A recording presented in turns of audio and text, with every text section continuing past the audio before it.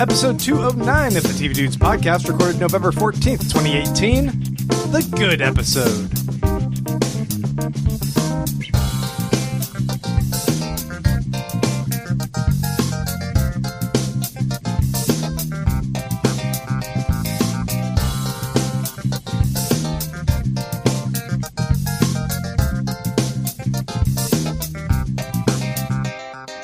Guys, this is going to be a positive, uplifting, happy, friendly podcast talking about just good television. I thought this was part of the format change. This is finally just going to be good. We got rid of Randy, and so this is the good After the episode. format change it last makes week, sense. Now it's a good episode. I'm here, Finally. hence it's a good episode. Paul Benjamin, thank you for joining us again. Always a pleasure. And Randy left us to get to kind of curate our own episode that we wanted to do. And this There's week, nothing on TV. there's a few things. I was like, do we want to talk about She-Ra on Netflix or something? But Well, and this all came out of an offhand comment when I was here talking about Agents of S.H.I.E.L.D. because one of your readers or one of your Patreon supporters forced it upon you. That's right. And so if you want things like this to happen organically, you should support the show on Patreon. Yes. What? Because indirectly, I love that idea. Agents of S.H.I.E.L.D. Patreon got the good fight and good place talked about. Man, hey, if you guys want to do that, you know, the segue right there. Patreon.com/the TV Dudes. Go there and make a pledge. $1, $2 an episode, whatever you guys are What did feeling. it cost to get us to talk about Agents of S.H.I.E.L.D.? $20. For $20, you can put words in these people's mouths. Yes. Totally worth it. $20 a month, so I don't know if that like $80, whatever. Anyway, make that per episode pledge, and you guys can donate at different tiers, and you get different. Well, I guess that's really kind of all they get. They get bonus exclusive content if you guys are a patron. So that's also pretty cool. So go check that out. Patreon.com/TV Dudes. We are also proud members of the Electric Sweater Network. Electric Sweater! Ooh, loving it. You're in the zone today, Les. Oh, wait, did I even introduce us? No, We're the TV Dudes. I'm Grant. I'm less. That's it. And the less said about the better. And Paul's here. Paul, you are a comic creator or comic writer, and it's creator. And I'm both. I'm a writer who creates. you are a creator, and you worked on a ton of different projects. Or anything you want to promote today? Well, I do want to talk a little bit, probably later, about Stan Lee's passing. Right. Because I did work on Spider-Man and the Hulk and many other characters that he co-created. And most recently, I did some work on Disney Princess comics. Good stuff. And I'm a video game writer at a company called Daybreak Games. And I can't say what game I'm working on, but Daybreak does the DC Universe Online MMO. I recommend you check out the new Atlantis expansion because it's pretty boss. All right. We will get to the news in just a moment, but I did also want to say that part of the good episode this week, we're talking about The Good Fight, The Good Wife, the predecessor to The Good Fight, both on CBS All Access, and then The Good Place. I think we're a little over halfway through the third season. So I'm not sure how long this season is, and I've been scared to look because I don't want to find out that it's like 8 episodes. Right. We are some unknown percentage through the Yes. third season. Yeah, I'm hoping it's like a Windows download timer or something, like it's just radically off and like always says we're halfway through, and yeah. Right. Well, let's go ahead and jump into the news real quick because, let's lead off with the news that Stan Lee, creator, one of the founding fathers of the Marvel Universe, died at the age of 95. We also have a bit of a question about the... Oh, my microphone dropped. We have a bit of a question about this later as well, and we'll talk about it then. But yeah, the loss of Stan Lee was huge this week. I mean, you guys, have either of you met him? I talked to him once on the phone. I That's never pretty met him. rad. I met him once at a talk at UT campus, and it was pretty cool. Yeah. I saw on Randy's Facebook. I didn't realize I didn't put it together, but both of Spider-Man's stats that Steve Ditko died. Yeah, as well Ditko died this year. I actually one of the things that I am most proud of. They did an alternate cover on Spider-Man 700 that is this New York skyline silhouette sideways with Spidey swinging over it, and every building is full of white lettering with the names of essentially not quite all of, but almost all of the creators who ever worked on the Amazing Spider-Man book. And my name is kind of close to Stan Lee's, not in nearly as large of type. That's awesome. That's awesome. But people will bring it to me sometimes to sign at conventions, and I'm always like, wow, this is really incredible. That's super cool. Yeah, I think one of the, aside from how sad it is that he died, lived to 95, had an amazing career, amazing legacy that will live on for quite some time. There's been discussion about his cameos and how many of those he might have potentially filmed beforehand. And I think the rumor is, at least, that he did film a number of them and did body capture stuff. So that's interesting. They might be able to. Yeah, they've definitely. They might have signed rights away. Go ahead and put me in. However, if they can make Tony Stark young. Right. If they can make Nick Fury young, and Tupac a hologram, we can do this. They can put a younger version of Stan Lee in. Stan Lee can do a cameo in every movie and forever. I know it's a meme going around, but I fully agree. I think it's perfect that the man can have a funeral and there's still going to be a post-credit stinger of Stan Lee. That's just great. I mean, he's a watcher. He's the watcher, for God's sake. Yeah. My nephew sent me, within minutes of me learning of his passing, this was in such bad taste, but what are you going to do? The kid's 16, sent me a GIF of Stan disintegrating a la in an Infinity War. That I don't feel so good. I don't feel so good. I was like, so much too soon, kid. Come on. Rest in peace, Stan Lee. Our next story is that, keeping in theme with the Good episode, The Good Cop over on Netflix got canceled. Aw. I never watched it. Sorry, Good Cop creators. I say that. I didn't watch it. It has Tony Danza, who looked strange to me. Looks like the Plastic Man. Yeah. It's a little creepy. But I can't think of who the lead was. It wasn't Colin Hanks, was it? Was it? No, yeah. no. No, that was the other show with him and the dude from West Wing. Good Guys. The Good Guys. It's Josh Groban. So this comes on the heels of a bunch of cancellations that have been happening over on Netflix. Iron Fist, Luke Cage, American Vandal. And we're going to touch on this in a little bit, but the strategy that Netflix has is, I don't know, it seems like it has some problems. In fact, let's go ahead and jump into this next story, because the report is that Netflix is $20 billion in debt right now. Debt and liabilities, because they have been making so much original content and just throwing it out there more than the subscribers are paying. So, yeah, but I wonder if it's like Amazon's constant, we'll take a loss to get market share. But I don't see them expanding into other markets. But as far as I can tell. But if everybody's a default Netflix subscriber, you may have another streaming service, right? But you base foundation have Netflix. And I wonder if they're just trying to get this saturation, and then they're just going to do this massive contraction. That would make sense. They're throwing a bunch of things at the wall, see what shows stick, and then cut the 100 that don't. Yeah, and, yeah. Because from 2016 to 2018, they grew it says 25% in the number of subscribers. So they're at 120 million right now. And as they continue to get all these awards and prestige and draw more of this audience of people that are cutting the cord, it stands to reason that they can quadruple 10 times the amount of audience that they have right now. I mean, they're also expanding globally, so... Right, and that's the thing. You also have to remember Amazon is doing the same thing, right? There's a lot of other people who are throwing money now into the create original content business, and it only takes one or two big hits to make all of that up. So if they've got the content and they can expand into China...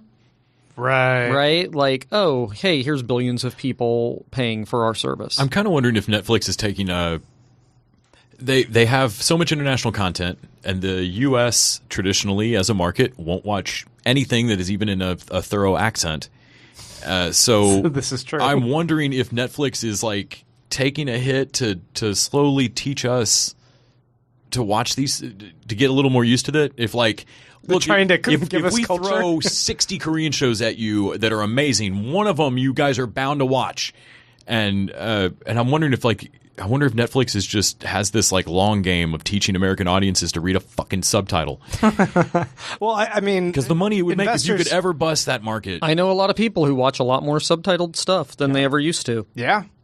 And investors don't seem scared at all. I mean, I guess to what you're saying, Paul, that like this is the end game for a lot of these other businesses. They're competing against Amazon and Apple and Disney's new Disney Live or Disney Play or Disney whatever. Plus. Right. Yeah. DC's new DC's, channel. Yeah. So everyone's expanding. And so, yeah, there's no reason to back down even when you're $20 billion in debt, I guess. And we've got 4K or 4G. Sorry, 5G. 5G is in the works for phones, Yeah. Really? which will make them even faster and able to download even more. Crazy. Well, our next story, are you familiar with Wildcards from George R. R. Martin? I am. In fact, one of my good friends worked on the property when he was at Sci-Fi. Yeah. And it might have been Night Flyers, one of their other ones Night that's Flyers. still at Sci-Fi. So Wildcards has been in development for a while, so I'm excited to see it actually get announced. Yeah, it's getting adapted now by Hulu. Yeah, Night Flyers is about to launch over on Sci-Fi. This is another of George R. R. Martin's That's creations. the horror space, right? Yeah, but this Wildcards, it has this premise that right after World War II, in this alternate reality, they unleashed an alien plague, and like it has these like dormant side effects until you hit a certain trauma in your life, and then either you mutate or you die or you develop superhero powers. It's essentially the metagene in the DC Comics universe. So lots of people, when they get exposed to radiation, they just die. A few handful of people people. get firestorm powers, and a few people get turned into insane superpowered monsters. And I guess George R. R. Martin was the editor on this, but there's a whole bunch of different creators. There's 28 books.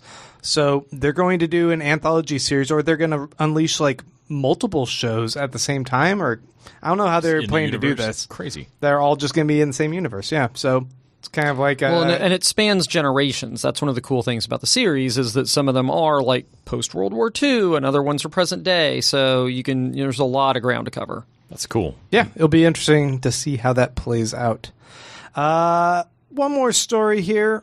Rogue One, it's doing a prequel show starring Diego Luna, who you guys might remember from the Rogue One movie. What was his name? Cassian Andor. Mm-hmm. So he's going to be in the live action series. That's kind of exciting because I'm pretty sure we know what happens to him at the end. I know, right? Like it's like a a better- prequel of a prequel where we knew he was going to die at the end of the prequel.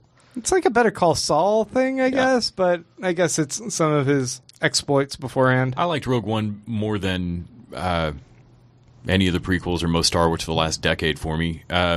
This isn't uninteresting. I mean, I like that actor. That's one of the more interesting Star Wars characters for me. Right. That's the nicest thing I could say about this. I could give less of a shit than, I mean, Look, if they do a cool Star Wars show out of it, great. They do a cool Star Wars thing. I know a bunch of people that will be completely excited if they do a cool Star Wars show out of this. I'm hopeful that they can pull something like that off, but it does seem weird that they keep trying to do these prequel stories that just aren't panning out. When has a Star Wars prequel movie been good? Well, if they make, I mean, Rogue One was a prequel, Yeah. and it was good. but if they break new ground, they get shit on for destroying the mythos and going some wrong direction. But if they retread old ground, then they get shit on for showing me how Han got the gun. I don't know. I hope Star Wars will realize that there's a portion of the fan base you just can't make happy and just make your thing.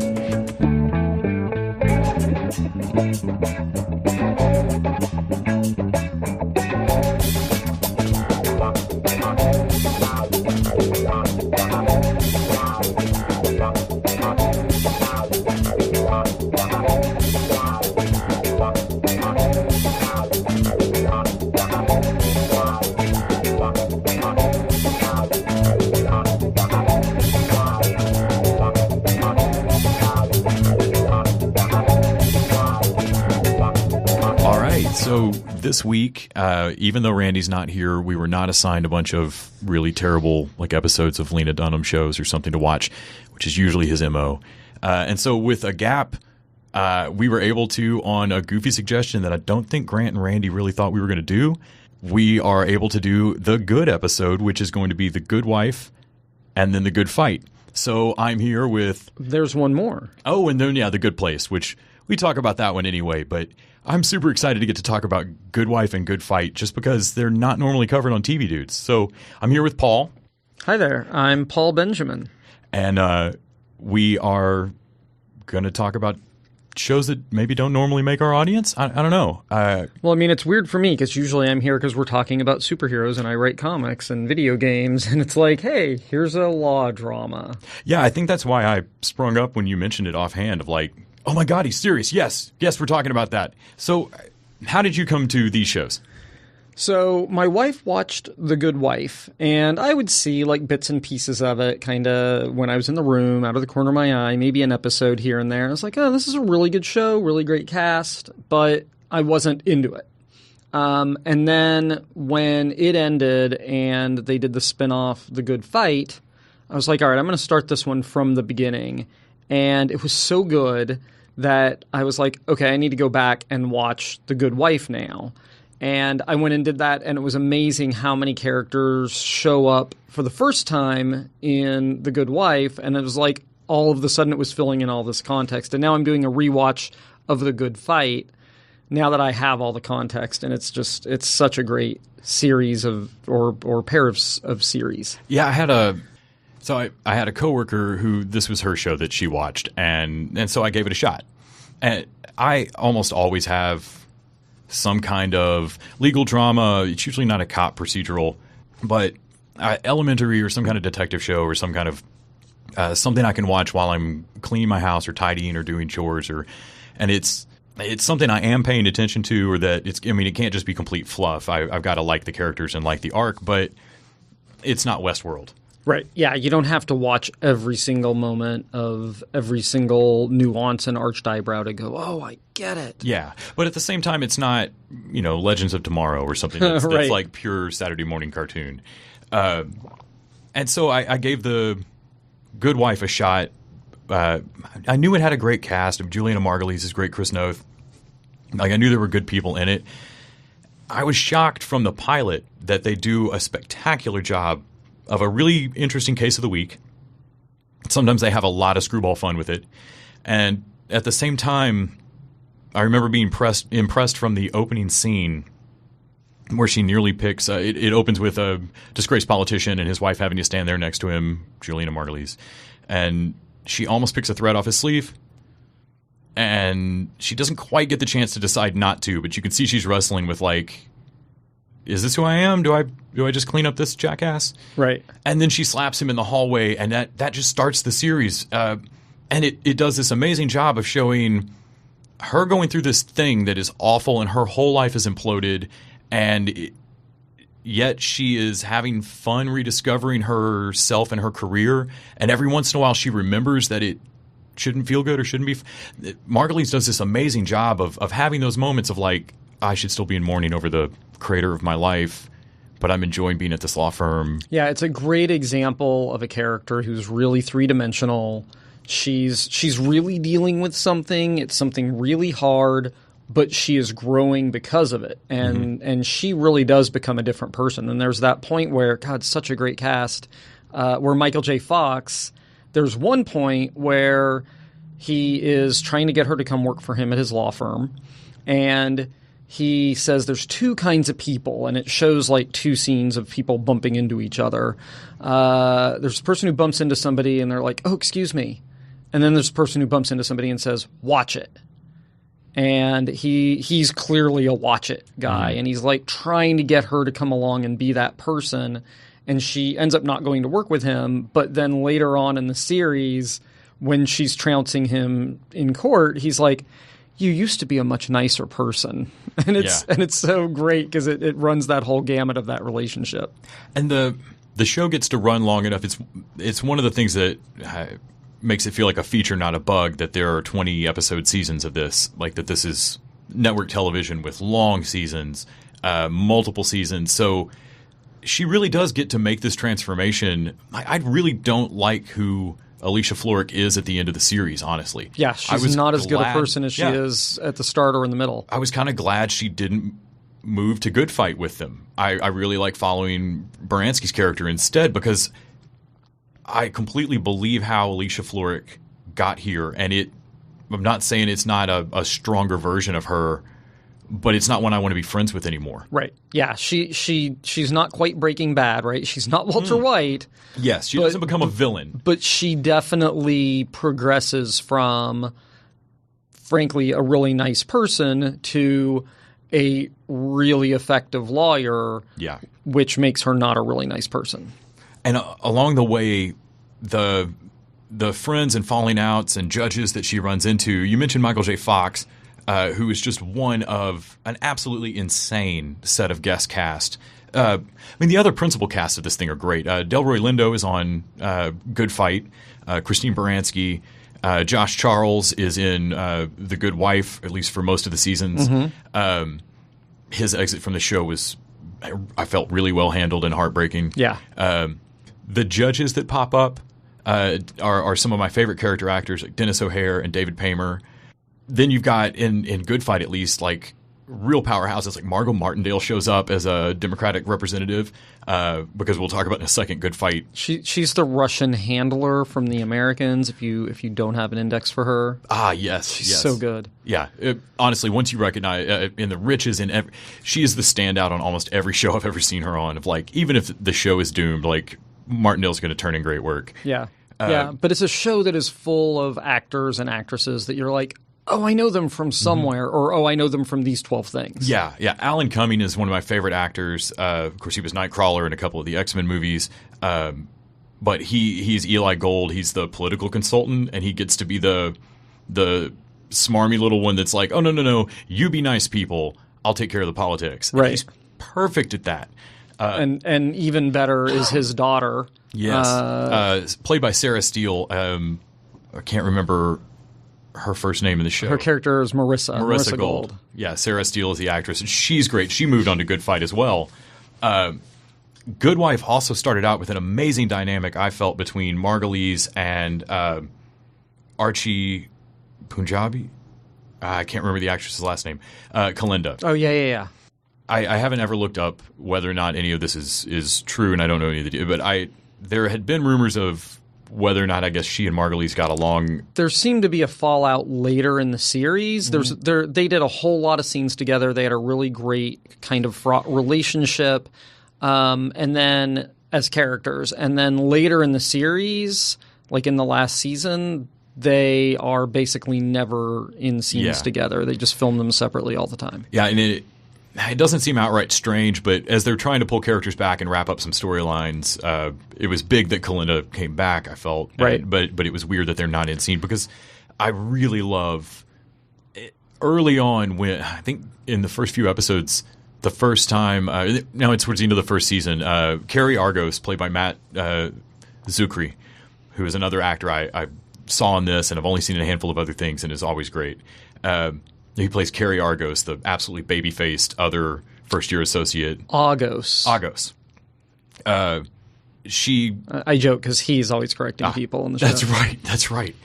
She gets the job and he gets laid off at the end of the year from Lockhart Gardner, and it's because Alicia did a very normal human thing you would do to save your ass on a job. She had a connection that she could get a client through, and she used it. Right. And then he loses his job and goes to work for the state's attorney's office, and then ends up in opposition to them all the time. But Kalinda comes up to her and says, I can see it on your face. You're going to turn this into a whole agonizing thing because you won today.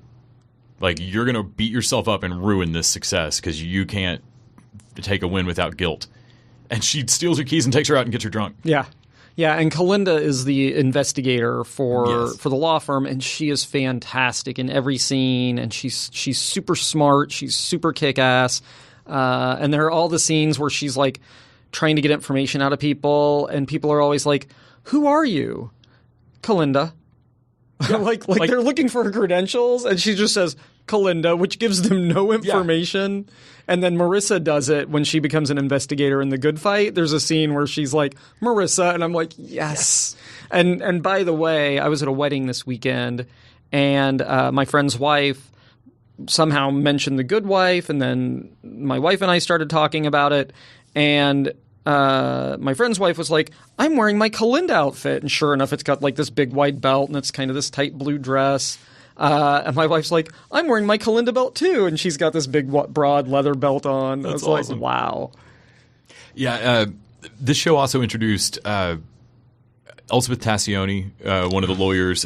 I can't believe how early in the show I'd forgotten that she comes in really early in season 1, played by Carrie Preston, who is an actress I love. Yeah, a lot of people would know her from True Blood. Yeah, Arlene on True Blood. She's on Claws now.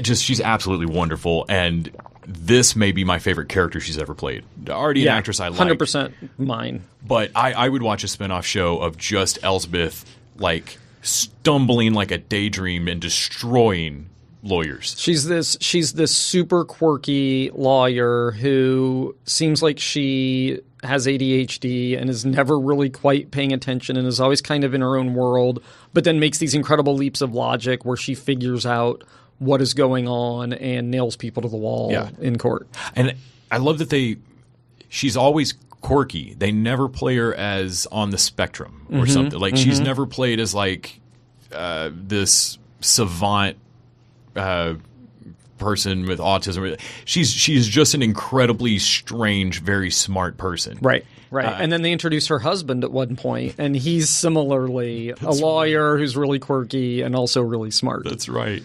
Yeah, her entire thing of going up against the Treasury, I think, was one of my favorite arcs of the show. Oh, you mean when she goes up against Mr. Hyde from Agents of S.H.I.E.L.D.? Yes. Let's talk about Agents of S.H.I.E.L.D. for a while.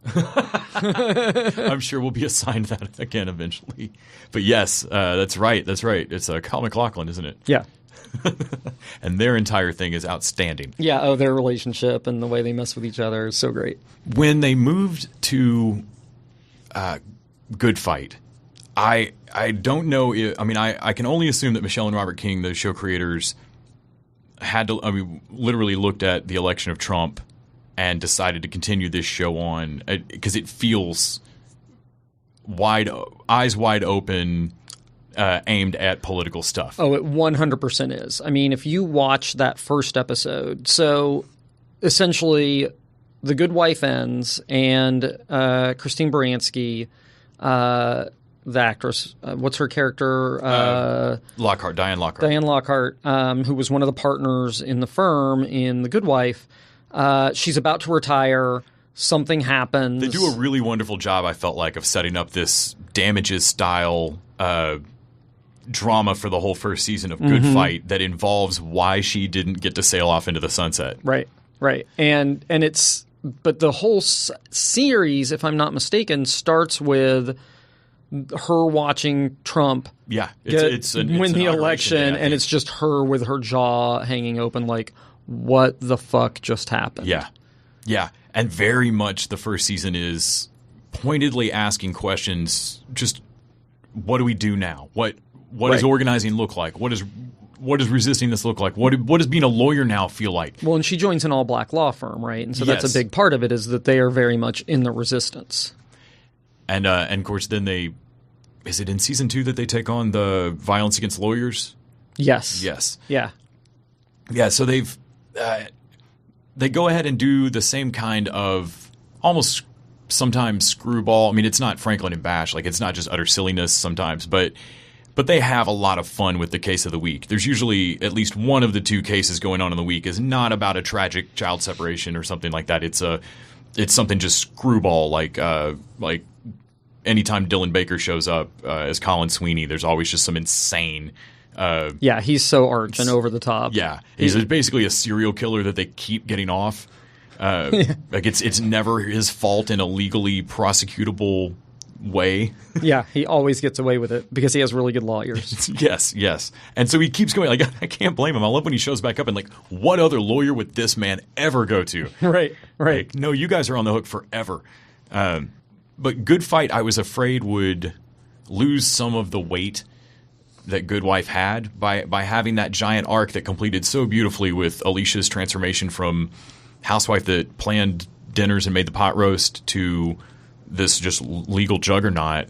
And I was a little afraid that picking up with a more we want to do political stories wouldn't have the same character at its heart. Right. And it really to me it spoke to is it Cush Trumbo? Not Christine Baranski's character, not Diane on Good Fight. Luca Quinn. Cush Jumbo is the actress's name. I really love the way they recentered the show. Delroy Lindo's a great actor. I just love, but I really fell in love with the new firm and the new direction, and was shocked by the time it got to the end of season 1. I just binged right through the first season of Good Fight on CBS All Access. I think I was on a long flight, and I watched most of them just one after another. And I think it's on Netflix now if you want to watch it. And it's coming back for a third season, I think. Yeah, it is. It is. In fact, I ran into Nyambi Nyambe, who plays Jay who on is the the new show. Kalinda. Who's the new Kalinda, the new investigator. I ran into him at New York Comic Con. Like, literally, I was in the Artist Alley, and I saw him, and I was like, oh, wow. And I went over and chatted with him, and he was super nice. And he talked about how, like, he got the show, and then he went back and watched The Good Fight so he could get the context – The Good Wife so he could get the context for everything.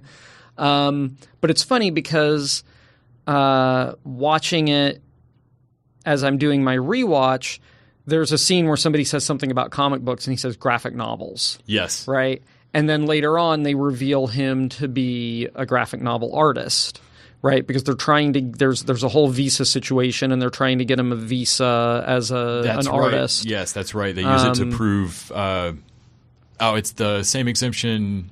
It's the same exemption Melania Trump got as a model that's usually for like brilliant artists and scientists, and somehow she got one. And they argue, and being Good Fight, they don't shy away from name dropping that in court of like, Melania got one. Right. But it's funny to see that the actor is a comic book fan, right? Like, I don't think it's any coincidence that he's playing a guy who's a comic book artist. I was thinking about that when you were telling that story of like, why do I associate it with graphic novel? Yeah, it's because on the show we bring it in. I think everybody would probably I don't know. I watch a lot of TV. Nobody would be that surprised that I've seen all of The Good Wife. I binged all the way through it and was really sad when it ended. And then I was thrilled that I had like a nerd credential cover to have CBS All Access. Like, oh yeah, Star Trek. That's totally why. Right. I want to keep that. It's not to watch the Good Fight, which is funny because we had it because my wife was watching The Good Wife and maybe one or two other shows, and I was like, great. I'm not going to bitch about getting Star Trek. Like, we've already got it. So now I get to watch Star Trek. Yeah. But then I super got into The Good Wife and The Good Fight. And the Good Wife is also on Amazon Prime as well. If you like, I have CBS All Access, but on a plan that has some commercials. Yeah, that's what I did. I went back and watched The Good Wife on Amazon. Yeah, I can go pick that up on Amazon Prime. And it's funny, I think about it as a really successful spinoff that has a different personality. It's not as stark a difference as Cheers to Frasier. No. But it's similar in that they are both really, really good. But they're more aligned in their sentiments and style. Really glad to hear that The Good Fight struck you, and that, like, you went back and watched Good Wife, because I really wondered going into it. Do I still love this show because all of these friends that I love keep dropping by? Right.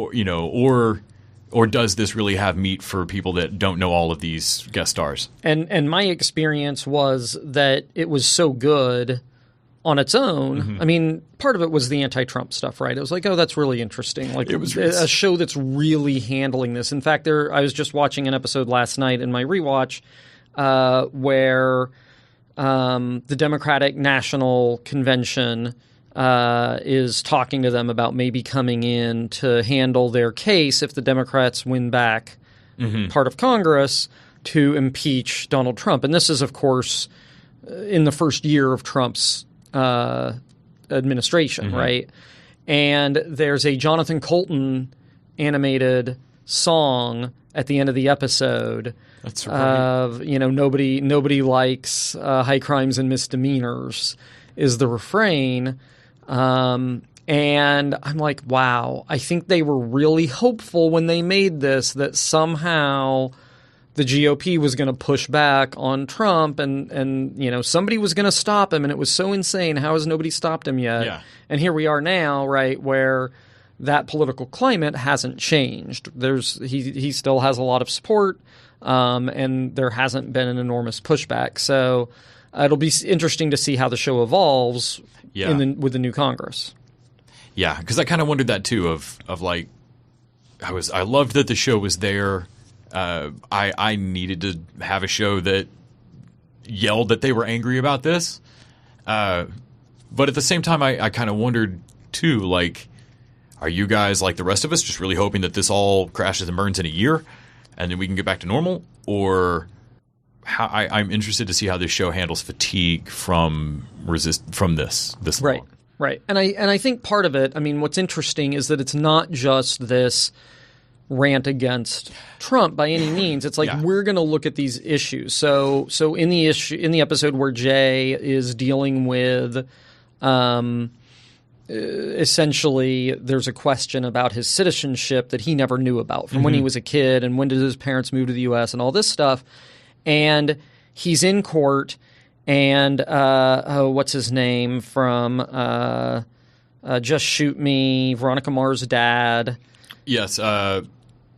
He's the prosecutor who is with ICE, who's trying to basically get Jay. And there's all this stuff about like what is the legal system around these ICE seizures. And there's a whole thing where Jay is in court. And it's a state court, and they don't want him to go out because then he would be subject to being taken into federal custody. And it is very clear that his lawyers and the judge are all trying to get him to say something even slightly disrespectful so that he can get a contempt of court charge. Right? He's like, I don't recognize the value of this court, or something like that. Oh, I fine you in contempt, and now you have to go to jail, but it's city jail or state jail, and so you can't go into federal custody. And it's like it's all these games, and it's taking a look at like what is the legal quagmire that is the current system. Was it Good Wife that did the episode about the guy airing the unaired episode of his TV show? Yes. I love I think it was Good Fight or Good Wife. I think it was Good Wife. I'm not a lawyer. I have EMS friends of mine and doctor friends of mine that can't watch medical shows. They just their heads explode trying to watch House of like insurance. They wouldn't let you back in the building, you psycho. Right. So many of these episodes hinge so beautifully and so cleverly on stymieing weird things through like, all right, we're going to get you in city jail tonight so that they can't hold you in contempt here, and they got to do this here, and then they can't transfer you from there. It's going to delay it 3 days, and we'll get this piece of paperwork. Like, I love that shit. Yeah, like, I love watching it's not the plan real, come but together. it's a lot of fun. Yeah, I have no idea how much of this, as I understand it, that job is not that exciting. That they can't all come down to these 11th hour amazing things, but oh man, I love the show for it. It's part of why I've almost always got some kind of procedural mystery, be it Mentalist or Elementary or this. There's something more to Good Fight and Good Wife than just a legal drama. Right. Well, there's the legal stuff and there's the personal stuff, and there's such a great, amazing cast of character actors, and that actually just I'm going to diverge for a minute. That made me think about one of the actors who's on it, which is Mike Coulter as Lamont Bishop, the gang lord. That's right. So here's this guy that I've watched as Luke Cage.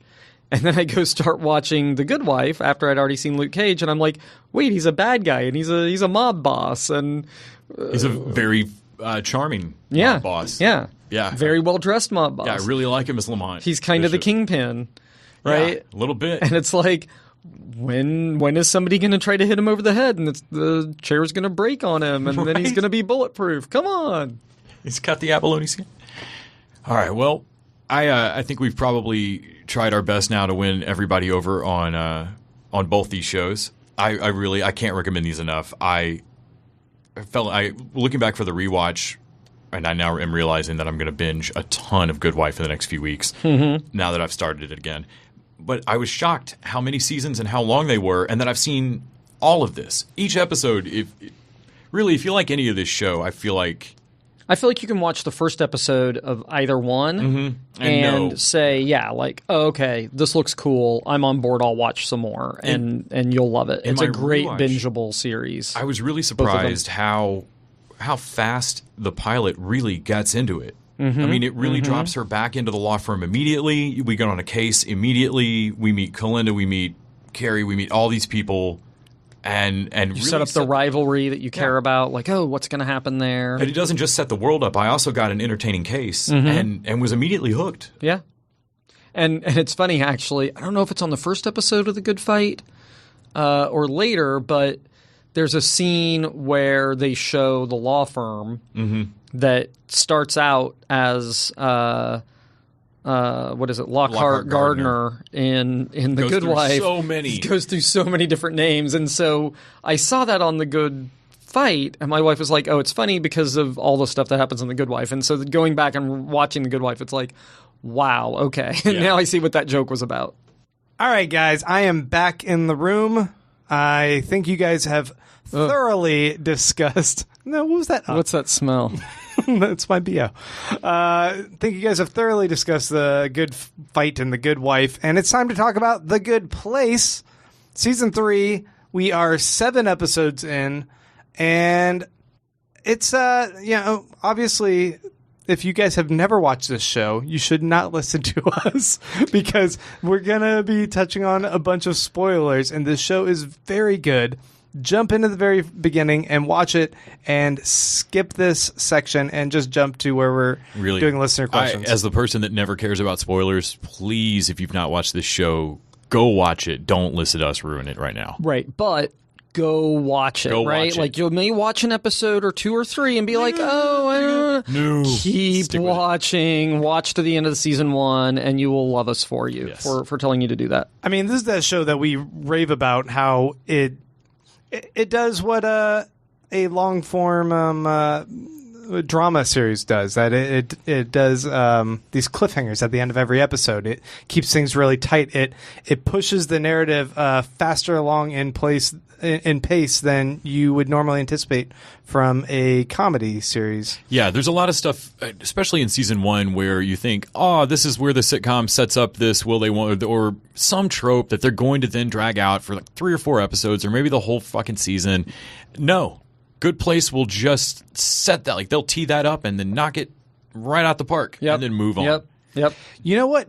This 3rd season is the first point where I really felt kind of a slowdown, and it's really a slowdown just from their own pace that they set for the show. When I compare this to other comedies, it's still pushing it's still boundaries. Tight. There's still some good belly laughs. I agree. Like, this season, so spoilers are starting. Yes. Because this season, a lot of it takes place on Earth, and it is less fantastical and over-the-top insane, it loses a little bit of what made it so special to me in seasons 1 and 2. But they start bringing those elements back in, and you can tell, right? Like, it's an exercise in, we're going to take a little bit of this away from you, then we're going to give it back, then we're going to take a little away, then we're going to give it back, right? And it's like, okay, this is awesome. We're definitely losing that kind of exploration of the mythology to an extent as we are doing a lot more character development, I guess. And it's kind of like a character retread development because, they've killed these characters and had to reboot them so many times also along the series.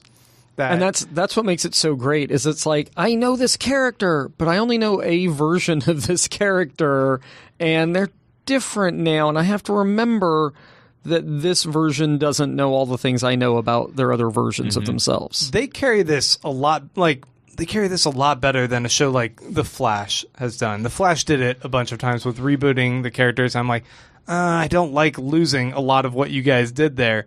but I think they've maintained the core essence of all these characters, and so their dynamic still works with each other so well. Yeah. Yeah, And- Chidi is always Chidi. Yeah. Eleanor's always Eleanor. Tahani is always... Jason is, I mean, that, like, to me... Blake Bortles. Like, Jason is so great, and he's such a funny character, but at the same time, it's like, how is he ever going to improve, right? He's not smart enough to ever figure it out. If anything, he's just Chancey Gardner stupid enough. Like he's almost blank slate enough to be intrinsically good. Right. That's the only thing I can think is like, given surrounding him with enough good people, like Jason is a sweet guy at heart and might be okay. Right. But yeah, if anybody walks up and like, let's rob a bank and burn it down, okay. Yeah, he has no impulse control. Yeah. So whereas the first season was us under the expectation that we are in the good place, and these people are trying to hide their secret identities within the good place until they get found out, and then we get the big twist. And then the second season is pushing along that they are constantly being rebooted because they can't figure out how to keep torturing these people, and then eventually they kind of break out and escape, and it follows that trajectory. In this third one, we're now on Earth, and they're just getting kind of a fresh start to try and be good people so that their souls can be saved, theoretically. And I like that, in kind of keeping with the show zigging when I think it'll zag, when they put him back on Earth and we're going to have this whole proving test of like, see if they can improve, and then they kind of blow that out of the water pretty quick. Right. As It's like we're going to set up this premise, and then, if I may, bing, yeah. Janet and Michael show up, and everything The snowplow ups goes to hell, so to speak. And I love the like over and done ramification of like, oh no, now that you guys know the point system and the whole afterlife and everything, like you can never play in that game again. Right. Like, so it's like if they had a show about whether or not somebody believed in God and you just proved God, like, well, no, you can't have faith anymore. Right. Like you can never go back. Yeah, they just changed. You They took money. changed You the can't be amateur whole now. the whole rule set of the show. Right. Yeah. It's like They're all in. damned. Like Michael just apologizes, like, all right, guys. It reminds me of Alias, where they set up the whole thing in Alias of SD6, the secret organization, and then they just like blew it all up, and then it was this whole new premise, Yeah. right? But they do that every couple of So weeks often in this show. on The Good Place. Yeah. So we had a couple episodes that I felt weren't as strong. In particular, the Donkey Doug one and the one with Eleanor's mom. I guess where they're trying to address their personal lives, their family lives that they had back on Earth, and trying to fix their own past to some extent. It felt like everything slowed down in a weird way. The jokes weren't hitting as well, and I lost some of that intrigue I had for the larger mechanisms underlying this universe. Were you guys liking those episodes more? I didn't notice I noticed kind of an overall slowdown to the pacing of the show, but yeah, those didn't jump out at me. I really liked the Donkey Doug episode just because finding out he was Jason's dad is just fucked up. Yeah, like the fact that he's always referring to his buddy Donkey Doug, and then you find out that Donkey Doug is his father, Yeah. right? And it's like, And watching Tahani it'd just be great if constantly they try to roll always, with it. if I thought they always planned it, but I assume they did not. But it's so brilliant. Yeah. But also all the stuff with Tahani and the Hemsworth brother, Yes. Liam. it's a fake one. Yeah, Yeah. They made up an extra Hemsworth. Yeah, and that he's this like, oh, I guess I'm the fat one. Like he's in perfect shape, or I'm amazed you remember me. No one does. right. I'm trying to convince my brothers that being a pediatric surgeon Yeah. is just as Fixing important as being children's an actor. spines. Yeah, I liked that gag. Like the Jeremy Bearimy thing. Oh man, I loved that. So Chidi, and part of that was William Jackson Harper, the actor that plays Chidi, when he walks up and like, "What's that?" and points at the dot on the eye. Like his break there was as good as Tom Hanks watching the bathtub fall in Money Pit. Like when he's just like, "That's it, I'm done." Yeah, this is what broke me. Yeah, the Jeremy Bearimy thing, and I think it's in the most recent episode when Michael gives Eleanor back some of her memories, which it's fun watching them do the Good Place Heavens now that you know the twist. Right. You're watching like Eleanor just gleefully walk through and have frozen yogurt like it's not hell. Right. And but when he puts the things in her ears and is going to give her back her memories and is like, yeah, it doesn't go well. People shouldn't do this.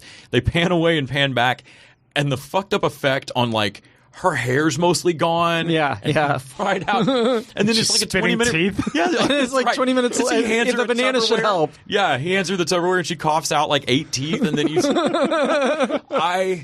I just didn't expect him to go that far with that gag. Right. And I lost it. Like I had to pause the show. Yeah, that part in particular. And a banana just fixes it. Yeah. 20 minutes in a library, like in a public library. And I love that that there are always the little references to Janet still being into Jason. Like the first time she gives Eleanor the earbuds back after Janet's been using it, and she's like, "Warning, when you jump in, it might involve Jason in like cut off." Right? It's some weird erotic Janet Don't worry fantasy that about she was that. clearly playing. It's only for a second. It's just a weird bug. I don't know what's going on Yeah, with that. yeah. I think it's interesting, though, that this idea that they now have this device, Michael has this device that might allow them to all kind of catch back up to all of the information and all the memories that we, the audience, experience them go through. Yeah. And so that might be just sort of like a cheat way of like, okay, now they know everything that we know as well, and we can all go forward from there. Right. That's interesting. I was thinking of it as this is a way for them to keep showing us scenes that take place in the good place so that they can kind of go back, Get back and some of that madcap. Yeah. I'm finding the one subplot, and I'm sure they're going to use it to move the parts I love into a great direction, but I don't care about the folks from hell coming after them at all. Like, I don't Right. care about Sean making a fake door. I don't care about any of the... I don't really like the change in rule set on what the little cocoons do. Sometimes people are frozen in time and like pop back out of it. Sometimes they talk from inside the cocoon like, Right. "Hey." Yeah. I don't know. It's the only area It's so of the unrealistic. show, right? It's weirdly, it's the only area of the show that I'm not just 1,000% thrilled with. I will say though, when Adam Scott shows up as Trevor, right, and like is fucking Brady with their Bunch. plan on Earth, I was so excited, like, and oh, he's so great. He's one of those ones where I'm like, oh, he only got like a 2-episode run. yeah. I could have done when with he more. sits there and clips his toenails at the dinner table. Just every little action. It's just, man, what an asshole. So much. I was cracking up when I saw the real Eleanor or Yes. Vicky or Denise on Supergirl at the beginning of the season as like an alien who works at the bar. I was like, wait, that's okay. Yeah, so now we have them going to Canada to find some, I don't know, like, are they going to try and start a new religion? Like, based on... Oh, like, yeah, that's right. Michael said there's one person we can talk to, and we don't know who it is, right? Can I tell you my theory? Yeah. Who's the guy on the wall in Michael's That's exactly office? what I was thinking. The one that guessed it right. Yeah. So in the very first, like when Eleanor pops up, they've got some just kind of dude bro. Yeah. Like, The one guy who guessed it yeah, correctly. it's like two stoners, and one of them just like spouted off, and he was 94.8% or something like Yeah, that, right? Yeah. That would be hilarious. I hope it's that dude. Honestly, the Medium Place with Mindy St. Clair. Oh, yeah. That was my favorite single thing, I think, from season 1. Was it season 2 or was that season that 2? it That's exists season and there's only one person there. 2. Yeah. It shows up the first time in season 1, but then they go there in season 2 more often. Because I mean, Well, I now cracked there's up, 2 people there. I cracked up in the first season That's when right. Eleanor, Well, yeah, Jason Mantzoukas. person. that's right. Wind chime One penis. kind of person. I can work with that. Yeah, in the first season when Eleanor's like, I don't deserve. I mean, maybe I don't need to go to the good place, but I don't deserve hell. I deserve a medium place. Like I should be in a mall in like the Midwest, or I forget what she said, like where everybody ought to go. And I Right. loved that idea. Like I cracked up. And then when they have a place where one person was like a shitheel that did a huge charity thing. Right. and she's in the medium place, and it's like everything about it is medium. Yes, there's beer, but it's warm. She has Cannonball Run 2 on VHS. Yeah. And like warm beer. Man, yeah. I don't know where they're ultimately wanting to go with this season, or when we're eventually going to see the Good Place itself. I would imagine at the end of this season or beginning of next season. Let's not forget, it's not even necessarily so much about the Good Place or the characters as much as it is a philosophy lesson. Right. I'm amazed the show is still this hardcore about their philosophy lessons. Eleanor getting into determinism. Right. Like, the show is still just dense and funny at the same time. Yeah, it's making people go, oh, philosophy, that's a thing. I should look into that. I should find out more about this Descartes guy. Usually when shows add a character, it doesn't go well, and Kirby Howell Baptiste is the new love interest for Chidi. I don't know. I think she might be gone. She as was well. great. I flat miss her now. She hasn't been in the last episode or two, and I loved her character when they added her to the group. It really should. It's such a tight group. You should have a really hard time adding characters, and I felt like she fit in perfectly. Hopefully she comes back. Yeah, I believe she is going to be on Veronica Mars, Ah, which may throw a wrench into this show entirely. I don't know. All right, guys. Well, let's go ahead and wrap up our discussion here. And then we'll be back in a little bit to take some good questions. Yup.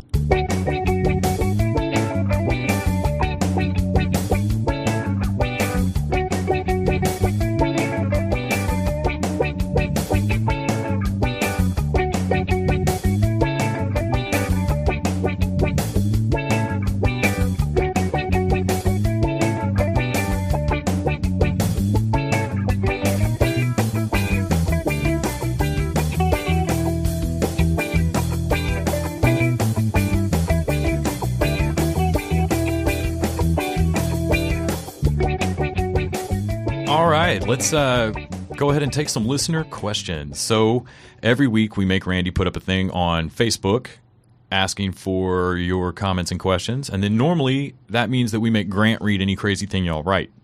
Thankfully, nobody wrote anything too insane this week because I'm going to read them. Here we go. Alex Miracle asks, dudes, first of all, R.I.P. Stan Lee. Technically, that's not a question, Alec. What TV shows that came out 10 to 20 years ago that, if made today, would be received differently? E.g., do you think Lost would have a greater impact if it premiered today rather than 14 years ago? Or, yeah. Cool question. Mean, that is a cool question. I need a list of shows that came out then, but like Lost is an example of, I think it would have less impact if it came out now, only because so many other shows were inspired by Lost and its storytelling style. So if those shows somehow existed without Lost and Lost appeared, it would be like, oh yeah, we've kind of seen some of this already. It's like Lord of the Rings. Yeah, we've already seen a fantasy novel. Like, I don't know that NYPD Blue or Hill Street Blues, if you dropped them now, I don't know that they'd be that special. I remember watching Murder One, Stephen Bochco show from like early 90s. They handled, I think it had Stanley Tucci on it. They handled one case for the whole season, and it was like, gasp, crazy. How would audiences keep up? Who could get into the show? Right. If you missed the first 2 episodes, well, you'd lost. And it was awesome. I had never seen a single season arc TV show before, and it got a second season, but the second season didn't do well at all. Like it just wasn't well received for exactly tech reasons. And I think there are shows now, so like, Murder One's problems aren't problems anymore. That's a binge watch show. Right. And I remember reading a study, and this was years ago even, about how television shows had changed and readers' ability to process them had changed, right? So things that you used to think, oh, you can never do that on TV. It has to be episodic, and we can't have this ongoing storyline. Now it's like, oh yeah, you want to have a flashback inside of a flashback, and every episode is told in a different style, and like, yeah, sure, whatever. I think Legion gets away with a lot because we've learned this weird language over the last few years of weirder and weirder and trippier sci-fi. Right. I'm really glad that Alec brought up, like, would Lost be received differently now? Because too often, if I think about this question, it is from the context of, like, you can't release Revenge of the Nerds as is in 2018. Oh, like God, no. you can't. So like but the TV version, like there are shows that Donna Reed's plot lines are not going to fly in 2018. Right. As Well, is. it's like comics, right? If you look at comic books, if you read your first comic, it's like I can't tell really which way the panels go and what the word balloon order Yeah. is. But once you've read a million comics, you're like, yeah, this is second nature. And I think that's what TV is. The audience has picked up. Can I say a couple of words about Stan Lee? Yeah. R.I.P. Yeah, Stan. I didn't mean to. I didn't mean to bag on Stan Lee. I just had to. I had to mess with Alec on it. But yeah, we should definitely say some words about Stan Lee. So I only talked to Stan once. I was the assistant to the president of Malibu Comics. It was my first job in the comic book business. And Stan Lee called and said, could you tell Scott it's Stan Lee on the phone? That's Stan Lee, not Stanley. I was like, I know who you are, Mr. Lee, and I'll put you right through. When you call other comic companies, do you have to still Right? I get the phone company, but Yeah, certainly there's controversy over, how much did he create versus how much did his co-creators create and how much credit did he take and that kind of thing. But his personality really did sell the Marvel universe into what it has become to a large extent. reading comics as a kid, I pored over the letters pages and the editor page and Stan's soapbox every time. And I mean, it's cheeseball, car salesman-y sounding stuff, but I needed it as a little kid. Like I loved him for that. And so even though it, just like literally everything else I ever learned as a kid, I learned the rest of the story as an adult, and it was horrifying. As an adult, I learned that he was not always the best at crediting his co-creators, and that perhaps as a kid I thought Stan wrote every single word that ever came out of Spider-Man's mouth and drew all the panels and had a child's assumption of how this industry actually works. It really doesn't diminish the fact that the worst case you could possibly say about him, dude was in the room for the creation of that's so much of my just childhood. And that's the thing, right? Nothing gets created in a vacuum. Nothing is without the people who made the thing, all the people who are involved, it's never exactly what it became. And obviously it changed my life, right? Because I've gotten to spend a lot of my career on characters that he created. But more than that, even just the way it affected me personally, right? Like my sense of responsibility that comes from specifically reading Spider-Man, sense of family from the Fantastic Four, right? Sense of, learning to... Personal acceptance from the Hulk. Right.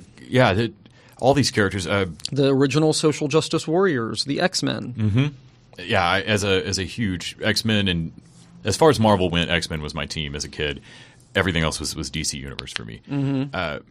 But I still, I just devoured comics anytime. My mom would just grab literally any comic, would always be fine. If I was homesick, you could just. I think I read Spider-Ham because of being homesick one time. And my mom was like, "I got you a comic book." I'm like, right? What the? But for me, every single person I've ever known who got to meet Stan at a convention or through any kind of professional thing, always spoke about how much they enjoyed the interaction with him. I don't actually know anybody who had like a shitty Stan Lee story from like where you ran into him at the con and he was just a complete prick. Everybody I know has a pretty sweet no, he was exactly the guy I thought he was going to be. That was great. Right. And I know a lot of people. I have a lot of friends who were close with him, right? They all have their stories, but they're all the stories that in some way you expect, right? Like, oh, here's how he treated me as an editor, or here's how he, worked with me later in his life, and that kind of thing. And, it's always that, funny, bombastic, witty guy. For me as a reader, he made things exciting, and he wanted me to be excited. And I always got that feeling off of him, off of his Stan soapbox and anything else that I was a depressed little kid, sad, weird little kid. And I needed to be told that the world could be exciting, that we could be excited about it, and that was cool. And yeah, it was a huge loss this week to not have. I don't know. The world's got one less champion out there yelling to be excited about it. Enough said. From Zach McLernan. So, in the most recent episode of South Park, Matt Stone and Trey Parker finally renounced their long-standing beliefs of climate change denial on the show. And while this is commendable, there is a lot that the creators of South Park have to be held accountable for. In particular, in the last 3 or so years, South Park has been accused of empowering the alt-right with its frequent transphobic humor, i.e. Mr. then Mrs. then Mr. Garrison, as well as anything Caitlyn Jenner they've done.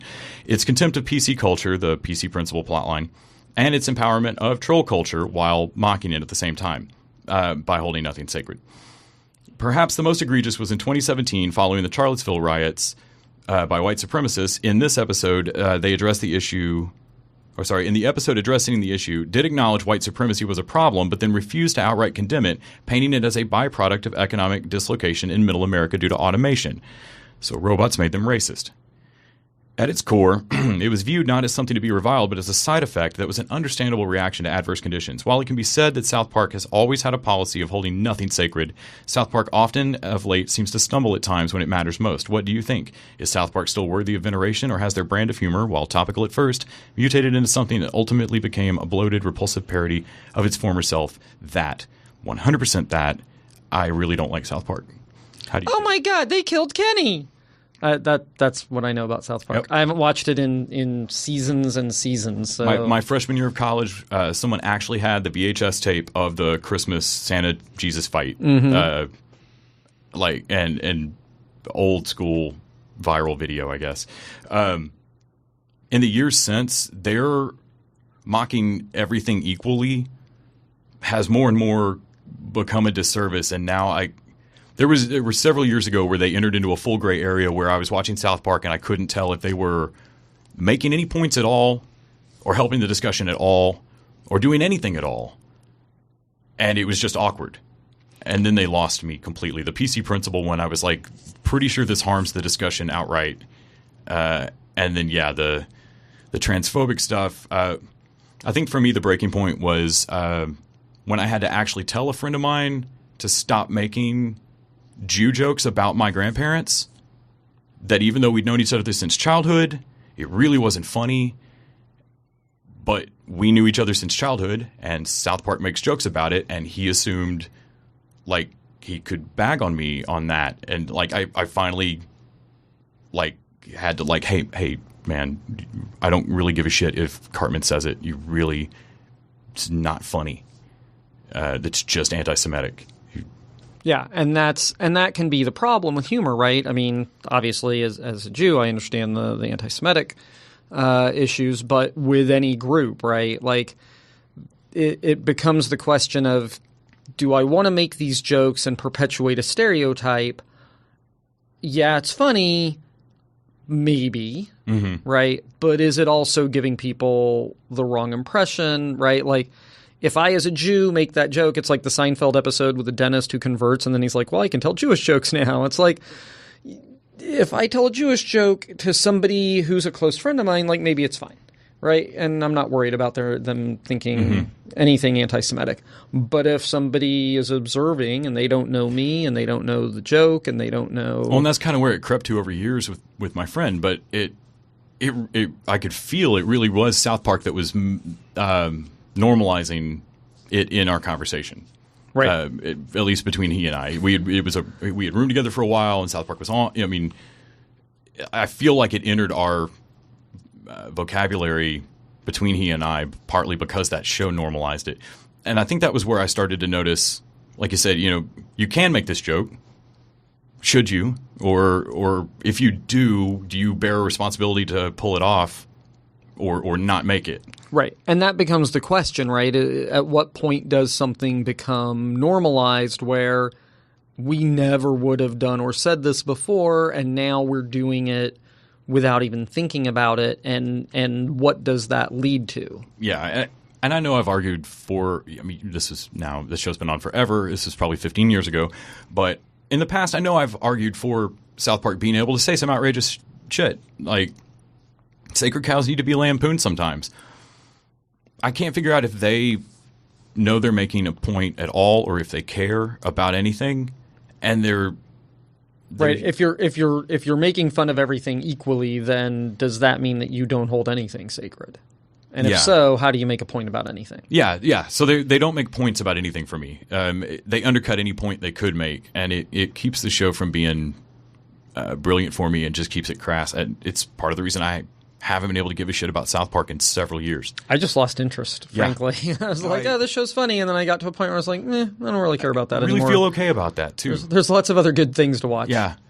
I mean, I started watching that in 96. There's a lot of stuff I still love from back then, but it's okay to let things go. From Daniel Uvaldo, what are some actors that you love that also just get away with playing themselves? Also, that Detective Pikachu trailer was dope. Hashtag Ryan Reynolds never change. I loved the Detective Pikachu trailer. I have no vested interest in Pokemon at all, and or personal attachment to it, and that trailer just looks nuts. I'm seeing that movie. I work in video games with a lot of 20-somethings, and there was a lot of talk about its dopeness. Okay, cool. I'm not alone.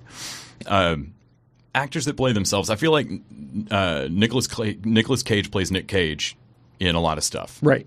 And it's fine. Whether that is that him, I don't know. I don't know. But he's always some version of Nick Cage. Yeah, and that's fine.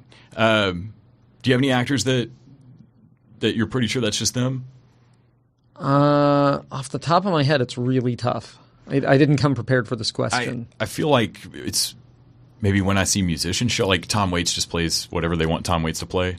But that's not really quite the same. I definitely have actors that like You're Always You. But a lot of actors do that. I mean, McConaughey is always a little bit McConaughey's a little bit McConaughey. Frankly, Bruce Willis is always kind of just Bruce Willis.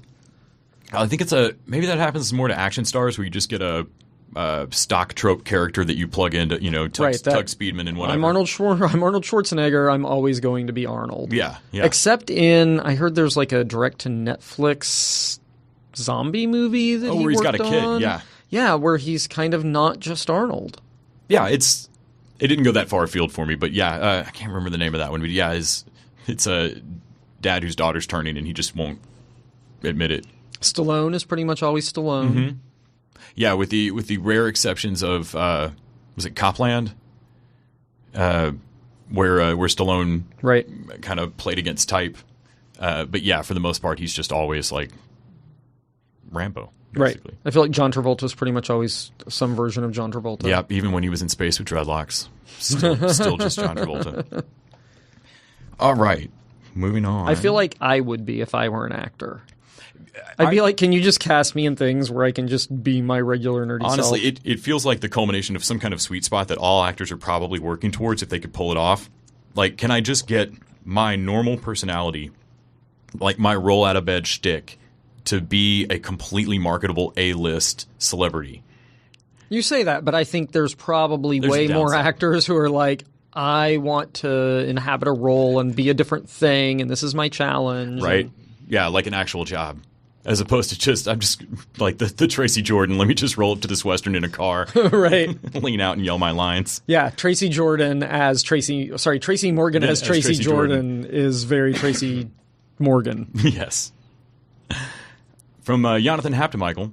Hi dudes, what's good? Not the last season of House of Cards. The writing feels like they crossed out the Frank Underwood scenes from the scripts and wrote He Dead in crayon.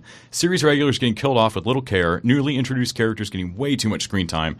Those are just some of the problems. What ridiculous plot twist would you have liked to have seen in the sinking ship that once was Netflix Vanguard? So here's the thing for me. The House of Cards collapsed in season 3. Like, I struggled through season 2. Season 1 is amazing and everybody should watch it. I struggled through 2 as well and then gave up in 3. Yeah, 2 I was like, oh, this is really starting to stretch credulity. And then by 3, spoiler, he's president. And it's like, I can't believe that the president of the United States could get away with any of this shit because he's watched all the time. A. 2, he's like not doing as much cool, crazy shit because he is the president, so he knows he can't get away with it, so we don't get to see that, and so that killed a lot of the excitement of the series. Yeah, it's more fun to watch him be able to be evil as a senator, was it? Or Senator or congressman. I couldn't even tell you now. Because his hands got a little tied, and guess I was with you. Congress. Like as soon as he became president, they were on thin ice with me. Of like, I don't fully believe how we're here.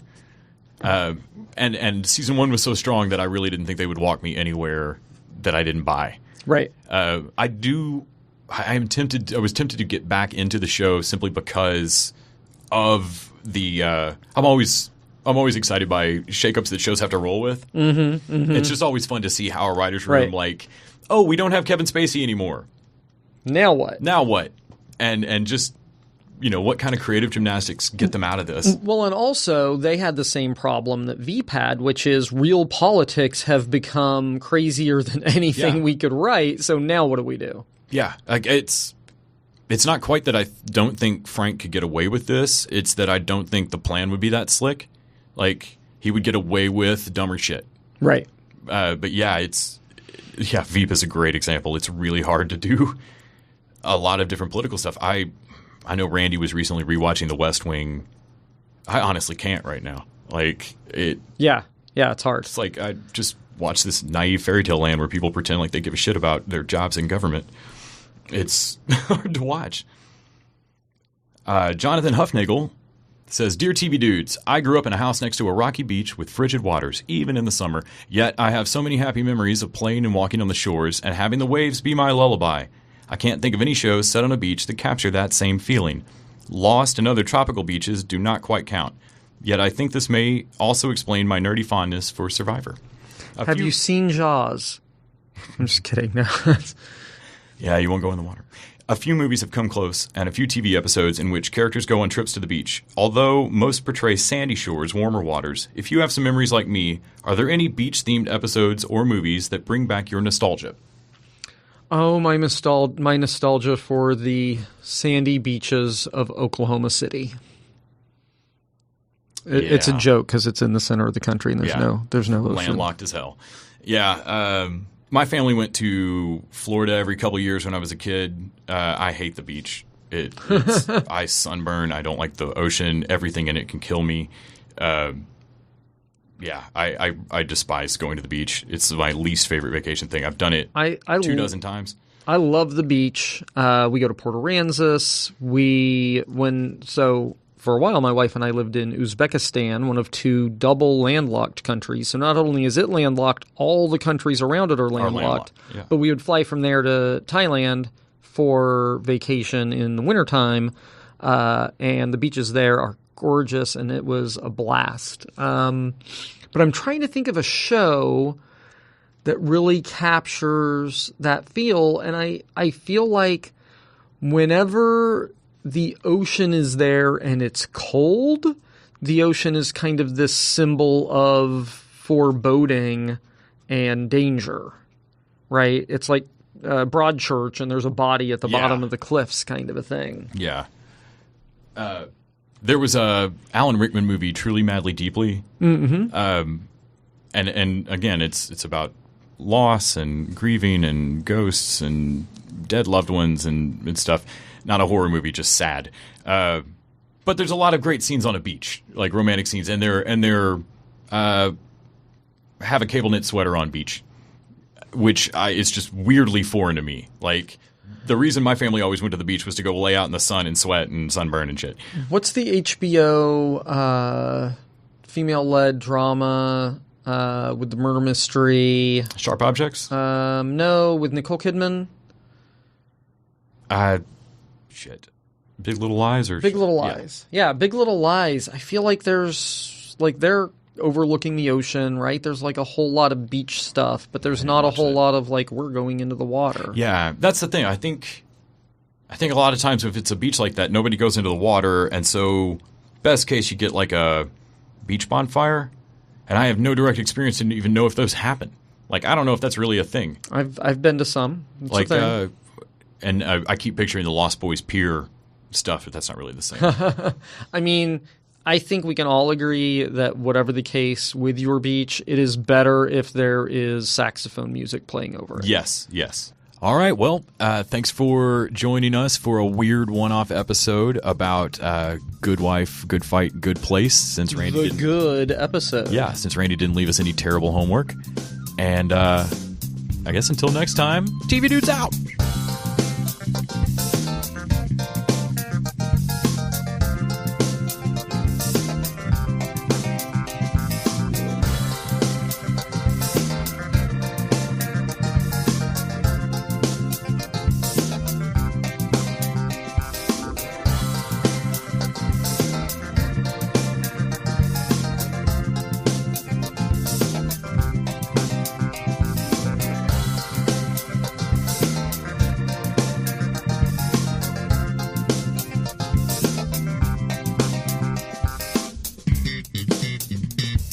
The TV Dudes is an independently run podcast and a member of the Electric Sweater Podcast Network. We are exclusively listener-supported. If you'd like to help us out, go to patreon.com/tvdudes. You can like us on Facebook and Twitter at TV Dudes. All the music for our show is by our friend and original TV dude, Gregory J. Amani Smith. To find out more about us, go to thetvdudes.com and electricsweater.com.